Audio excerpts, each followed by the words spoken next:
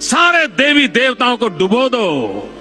एक पत्थर सिर्फ एक बार मंदिर गया और भगवान बन गया। इंसान 1000 बार मंदिर गया लेकिन इंसान नहीं बन पाया, क्योंकि पहले वोट चोरी, फिर एग्जाम पेपर चोरी और अब राम मंदिर में चंदा चोरी। दोस्तों, रामायण में भगवान राम का पूरा जीवन एक ही शब्द पर आधारित था, मर्यादा।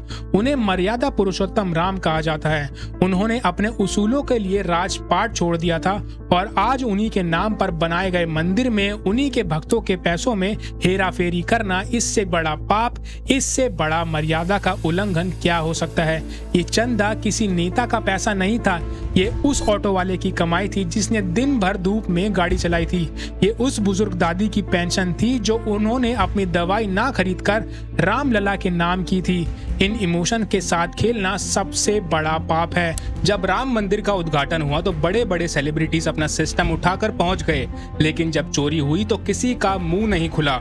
और तो और मोदी जी ने भी मौन व्रत रख लिया। बुरा तो तब लगा जब बड़े बड़े धर्म के रक्षक चोरों की पर्ची नहीं खोल पाए, क्योंकि उन्हें डर लग रहा था। खोल तो दिया, पर्ची नहीं खोली। तुम तो जानते हो बाबा, बकबक क्यों करते। पर्ची खोलो, नाम बताओ, किसका नाम है, नाम बताओ। अब हमने यदि नाम बता ही दिया तो वो हमको निपटा देगा। इंडिया में राम सिर्फ एक भगवान का नाम नहीं है, ये एक इमोशन है। ये हमारी आस्था, हमारे कल्चर और हमारी आइडेंटिटी का सबसे बड़ा प्रतीक है। जब अयोध्या में राम मंदिर बनने का ऐलान हुआ तो पूरे देश ने दिल खोल कर दान दिया। किसी ने अपनी पहली सैलरी तो किसी ने अपनी आखिरी पेंशन दी। 75 वर्ष उम्र हो गई थी, सोचे राम मंदिर बन रहा है तो हमको करना चाहिए।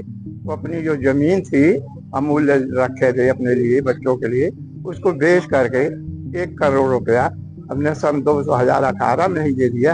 एक फैसला ही आया तभी कि राम को दे रहे, राम के यहाँ कहाँ क्या होने वाला है। बहुत लोग कहे कहाँ फेंक के आ रहा है, पंडे लोग लूट नहीं है, पंडा लोग नहीं है, वो बड़े अच्छे लोगों को दे रहा हूँ, हम नहीं जानते उनके बारे में। तो मगर अब इतना सुन करके बड़ा दुख हो रहा है।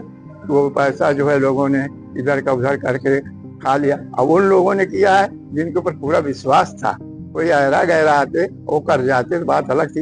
इतने बड़े ऊंचे पदों पर रहने वाले लोग अगर ऐसा काम किए हैं तो यहाँ भगवान माफ लोग कर देंगे, मगर ईश्वर नहीं माफ करेगा, क्योंकि ईश्वर साथ दगाबाजी किया, उनकी छवि खराब कर रहे हैं लोग। ये बड़ा पीड़ा का विषय है। आपको याद होगा गांव शहर में चंदा इकट्ठा किया गया था और इस डोनेशन का टोटल फिगर क्रॉस कर गया हजारों करोड़ रुपए।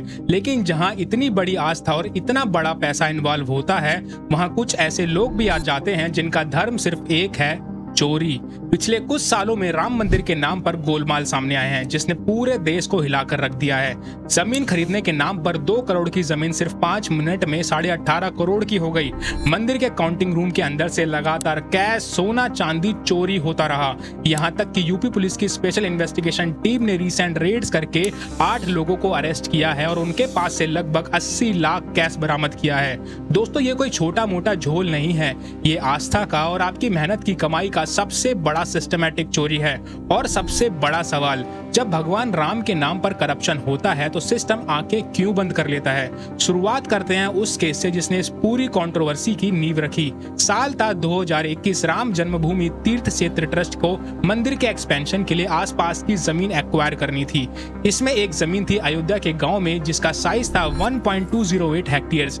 इस जमीन की ओरिजिनल ओनर थी कुसुम पाठक और उनके पति। 18 मार्च 2021 को सुल्तान अंसारी और रवि मोहन तिवारी नाम के 2 रियल एस्टेट डीलर्स कुसुम पाठक से इस जमीन को खरीदते हैं। रजिस्ट्री होती है, जमीन की कीमत तय होती है 2 करोड़। यहाँ तक सब ठीक लग रहा है। इस रजिस्ट्री के कुछ टाइम बाद उसी रजिस्ट्रार ऑफिस में एक और डील साइन होती है। वही सुल्तान अंसारी और रवि मोहन तिवारी यही सेम जमीन राम मंदिर ट्रस्ट को बेच देते हैं।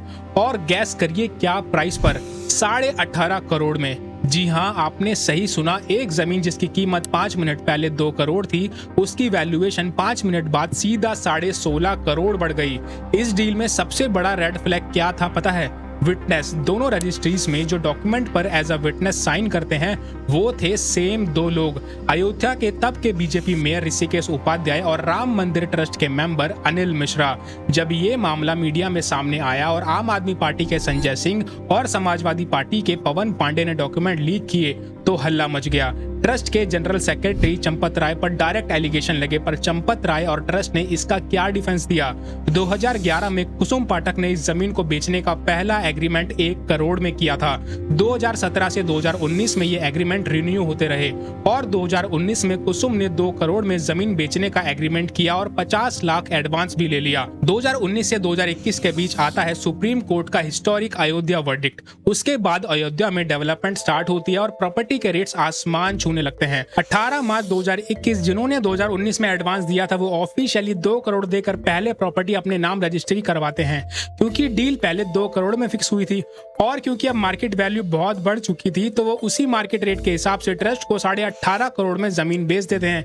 तो टेक्निकल और लीगल टर्म्स में ये कोई स्कैम नहीं बल्कि एक रियल एस्टेट का आम प्रोसीजर था, जहां पुराने कॉन्ट्रैक्ट एग्जीक्यूट हुए और नए मार्केट वैल्यू पे जमीन ट्रस्ट को बेच दी गई। लेकिन दोस्तों लॉजिक यहाँ थोड़ा फेल होता है। अगर ट्रस्ट को पता था कि ओरिजिनल ओनर कुसुम पाठक को सिर्फ 2 करोड़ मिलने वाले हैं तो ट्रस्ट ने डायरेक्टली कुसुम पाठक से डील साइन क्यों नहीं की। ये 16.5 करोड़ का extra margin directly 2 real estate dealers Ansari और तिवारी की जेब में क्यों गया, वो भी राम भक्तों के चंदों के पैसों से। क्या ये लीगल मनी लॉन्ड्रिंग का केस नहीं है? ये वही सवाल थे जिन्होंने आस्था पर पहली चोट की। जब एक बार स्कैम की बोरी खुलती है तो उसमें से सिर्फ एक चूहा नहीं निकलता। संजय सिंह ने सिर्फ ये एक केस नहीं रोका, उन्होंने अभी रिसेंटली जून 2026 में स्पेशल इन्वेस्टिगेशन टीम के हेड विजय विश्वास पंत को 11 सेट्स ऑफ डॉक्यूमेंट्स हैंडओवर किए हैं। इन डॉक्यूमेंट्स में लैंड डील्स की ऐसी लिस्ट है जो किसी के भी होश उड़ा दें। Let me give you the data points, क्योंकि फैक्ट्स झूठ नहीं बोलते। केस नंबर 1, महंत मुरलीदास की जमीन। ये जमीन लगभग 3 करोड़ की वैल्यू की थी, लेकिन इसे राम मंदिर ट्रस्ट ने खरीदा 24 करोड़ में, एक सीधा 21 करोड़ का जंप।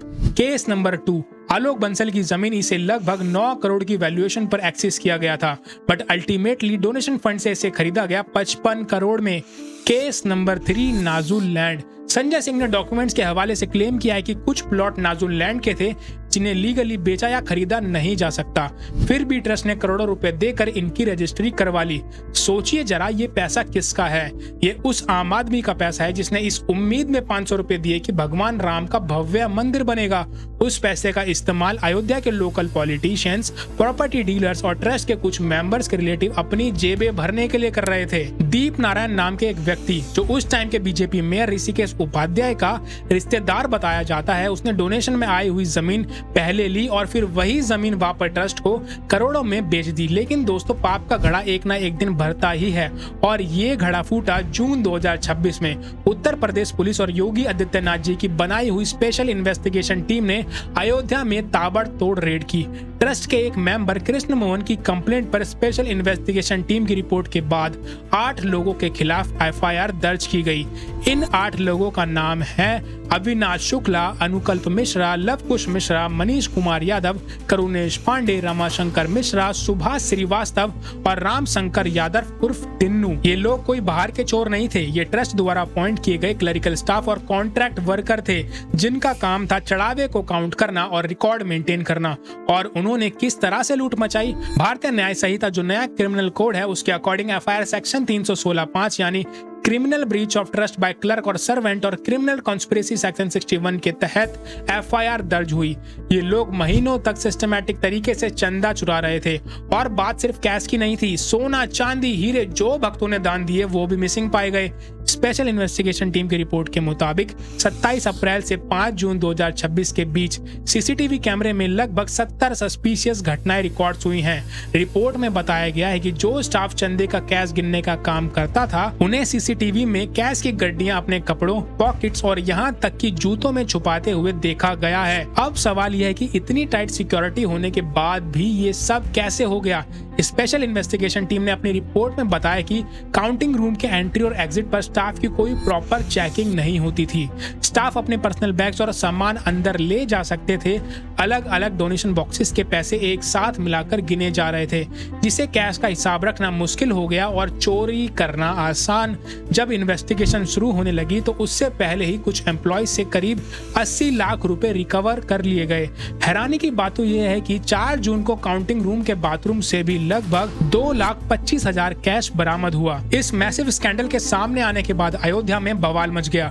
ट्रस्ट पर इतना प्रेशर बना कि 26 जून 2026 की रिपोर्ट के अकॉर्डिंग ट्रस्ट के जनरल सेक्रेटरी चंपत राय, जिन पर पिछले जमीन स्कैम्स में भी डायरेक्ट एलिगेशन थे, उन्होंने आखिरकार रिजाइन कर दिया। इस पूरी कंट्रोवर्सी के चलते श्री राम जन्मभूमि तीर्थ क्षेत्र ट्रस्ट ने अपने जनरल सेक्रेटरी चंपत राय और ट्रस्टी अनिल मिश्रा का रेजिग्नेशन भी एक्सेप्ट कर लिया है।